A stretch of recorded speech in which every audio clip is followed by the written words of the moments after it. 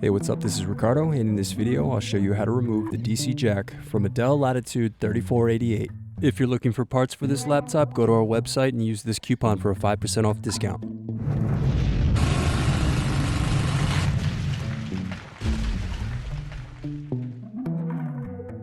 First unscrew, then remove access door.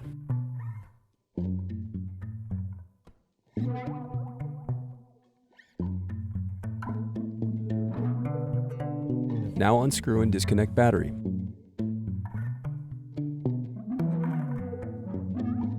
Now unscrew and lift hinge from motherboard. Next unscrew and disconnect DC jack. Thanks for watching. Don't forget to like and subscribe if you enjoyed this video.